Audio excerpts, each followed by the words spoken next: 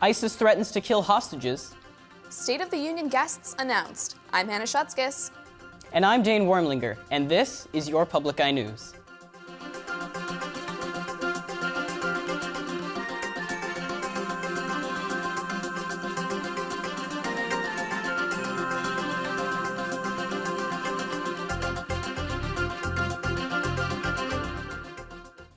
A March for Equality took place yesterday at Northern Michigan University to celebrate and honor Dr. Martin Luther King Jr.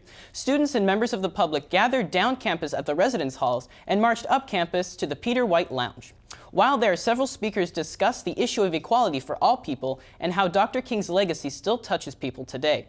Dr. King was a strong advocate for desegregation of all peoples, and students today are still fighting against inequality, whether it is because of race, gender, or sexual orientation.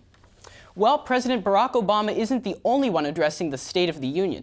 Michigan's Governor Rick Snyder wants to focus on reading proficiency in third graders in his annual State of the State address. The third grade is considered vital for future success in students. Snyder says that 70% of the state's third graders are at a proficient reading level, but he expressed that he hopes to get to 100%. Schneider will also announce plans to reorganize state agencies to improve the conditions of people living in poverty. He says Michigan's programs need to be less program-centric and more people-centric. Commercial flights are back on schedule at Delta County Airport after a problem with the weather equipment. The FAA discovered that an antenna was moved over time, creating connection issues with a weather machine and the main receiver.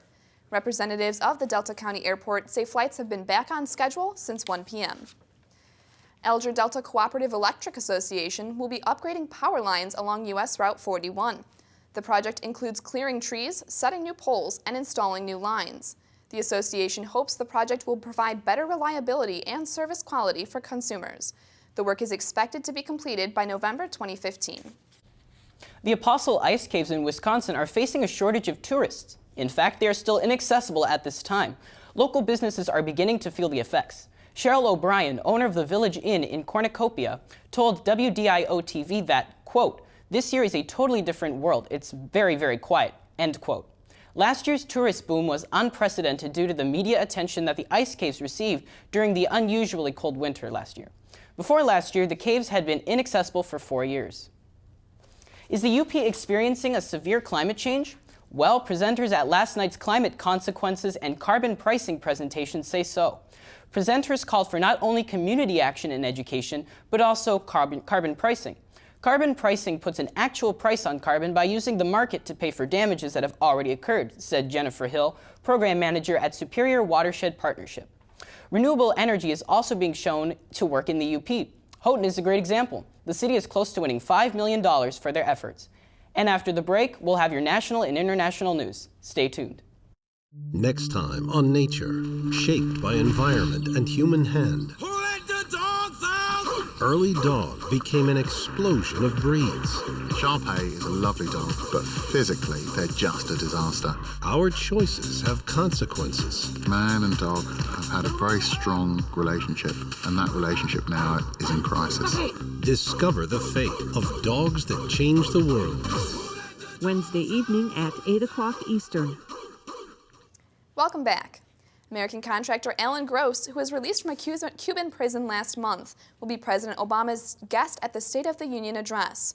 Gross was selected to be a guest since he illustrates the White House's policies on behalf of America to undermine Havana's government. Other guests will include middle-class Americans, who the White House hopes will demonstrate that their policies are hard at work. The Pope is making headlines today for saying Catholics do not have to breed like rabbits, although the pontiff is still firmly against the use of contraception. Allison Harmlin reports from outside St. Patrick's Cathedral in New York City. Pope Francis is upholding the church's ban against birth control, but says the faithful do not have to breed like rabbits to be good Catholics. Paternità responsabile. The Pope says instead Catholics should practice responsible parenting. The Pope made his comments to reporters on the way home from the Philippines, where a record crowd of 6 million turned out for his final Mass on Sunday. The comments come ahead of the Pope's trip to the United States this fall for the World Meeting of Families. The Pope will visit Philadelphia, Washington, and New York. According to polls in the U.S., the majority of Catholics here believe that artificial contraception is morally acceptable. But the Pope said there are plenty of natural ways to regulate births that have the Church's approval. I think that they need to get with the time. I think it may tend to make people not as interested in the Church because they feel the Pope's position is too unyielding in the face of the realities of today. The Pope also warned against what he calls insidious attacks against the family, a reference to gay marriage proposals. It's the same language conservative U.S. bishops are using, signaling that the Pope is adopting a more conservative tone ahead of his trip to America. Allison Harmelin for CBS News, New York. ISIS has threatened to kill 2 Japanese hostages in a video unless Tokyo pays a ransom of $200 million. ISIS says that if a deal is not met in 72 hours, the hostages will face the same gruesome fate of other hostages held by the terrorist group.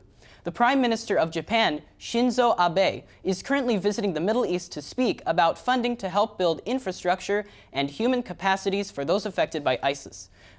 Abe also urges the terrorist group to release the hostages unharmed. The Prime Minister thinks that he should deal with the terrorists without giving in.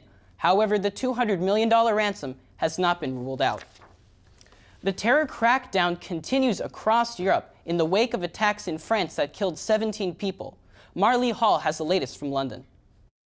Hundreds of German police officers launched more than a dozen raids Tuesday, mostly in Berlin, aimed at tracking down Islamist extremists. This police spokesman says we're searching for evidence suspects transferred money or equipment to Syria.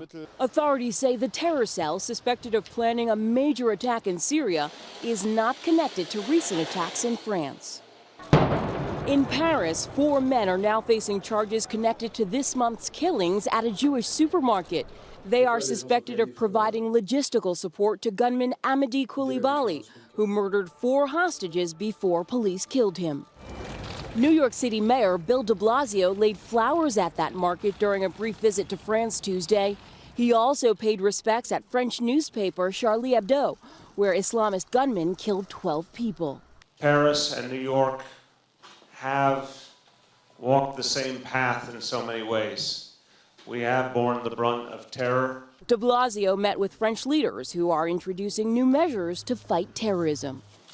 French President François Hollande said the goal is to strengthen intelligence, control jihadist travel, and prevent the spread of radical Islam in prisons. Marley Hall, CBS News. 6 people are missing after a suspicious fire destroyed a mansion in Maryland. The house belonged to technology executive Don Pyle.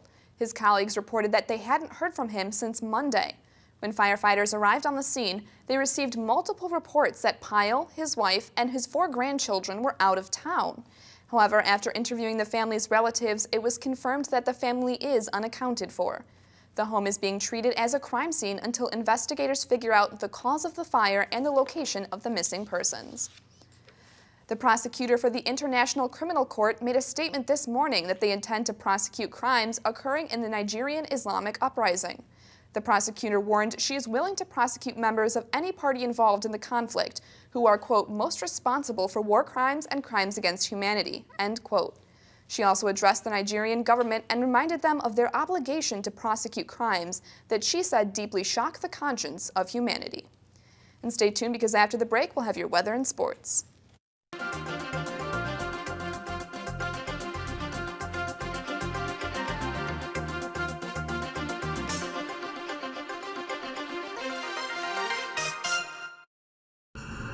The Costa Concordia disaster. We heard a grinding sound. The ship is leaning. 32 lives lost. A coastline endangered.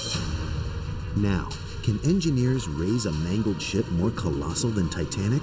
We will lift the vessel in one piece. Will the most ambitious salvage ever succeed? It's more challenging than anything that's been done before. Sunken Ship Rescue on Nova.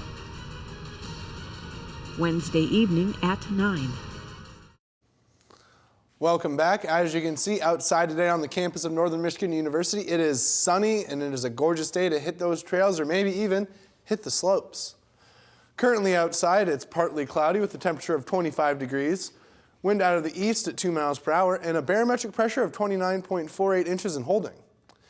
Tonight we should see mostly cloudy skies with a low of 12 degrees and wind out of the northwest at 6 miles per hour.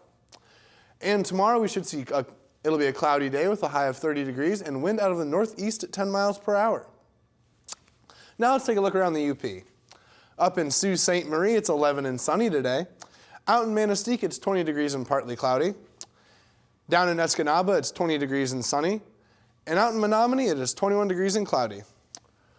Over in both Iron Mountain and Ironwood, it is 21 degrees and cloudy. In Houghton, it's still cloudy, but it's a little warmer at 24 degrees.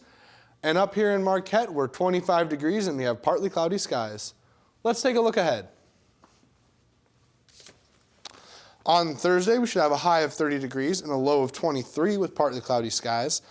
On Friday, it'll be 36 degrees with that low coming in at 28, and we should see a little bit of snow. On Saturday, we'll have a high of 29 degrees and a low of 18 degrees with cloudy skies. Now, things continue to cool down here in Marquette, but I hear Greenboro's, North Carolina's ice is just heating up. It sure is, Dan. The 2015 U.S. Figure Skating Championships continue today at the Greensboro Coliseum in North Carolina. Fan favorite ladies Gracie Gold and Ashley Wagner face off once again.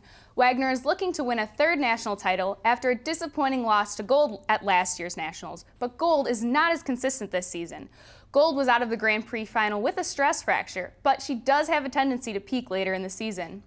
As for the men, newbie Richard Dornbush is looking to be the favorite for the national title, but four-time defending champion Jeremy Abbott and Olympic team member Jason Brown will not be going down without a fight.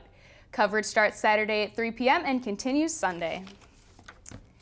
The Detroit Red Wings are at home tonight facing the Minnesota Wild in the last game before the All-Star break. The Red Wings are looking to continue their four-game winning streak, including a 6-4 victory over the Buffalo Sabres on Sunday. Goalie Peter Mrazek has been stepping it up in the net in place of Jimmy Howard, winning 4 of his past 5 starts. Henrik Zetterberg leads the team in goals, including an impressive hat trick against the Sabres. Zetterberg also leads the team with 41 points this season. Puck drops tonight at 7:30. And pro golfer Justin Johnson has reportedly been suspended by the PGA Tour for a failed drug test. Johnson tested positive for cocaine use over the summer and soon after announced that he would be taking a leave of absence from the PGA Tour. In an interview with Sports Illustrated this week, Johnson admitted to some of the issues, but denied cocaine as one of them. He claimed that he used the drinking and the partying as a way to relieve stress in his personal life, but has since sought recovery through a group of experts and therapists. Johnson hopes to return to the tour soon, maybe even as early as next month. So Hannah, we're going to continue with another sports story, aren't we? Yes, we are. Just hours after New England won a trip to the Super Bowl, Patriots defensive lineman Vince Wilfork came to the aid of a victim of a car accident. Massachusetts state troopers responded to an SUV rollover near Gillette Stadium and found Wilfork reaching into the vehicle to help the 38-year-old woman get out of the car. It has since been discovered that the woman was drinking and driving. And anyone looking for a cheap slice of pizza could check eastbound Interstate 94 near Buffalo. North Dakota state troopers reported that truck hauling frozen pizzas tipped over, spilling all of the pizzas into a ditch. The troopers found the truck was compromised, and the driver was brought to a hospital in Valley City to be examined. He was not injured. Well, that was pretty interesting. I wonder how many pizzas were in that truck. Oh, yeah. I'm just glad that the driver's okay, and especially that the pizza hopefully is okay. Absolutely. And then there was that one. Yeah, and then, I mean, we had Vince Wilfork winning his chance to go to the Super Bowl as a New England Patriot, and then he saves a woman from possibly dying. Absolutely. What a good deed to do. Exactly. Hero on and off the field. Absolutely. I think that's the way. He's a great model for young people and just for everyone out there. You know, just to kind of rally behind someone, especially, I mean, it's going to make the Patriots, me want the Patriots to win. All right. Absolute. And that's all for your Public Eye News today. Tune in tomorrow.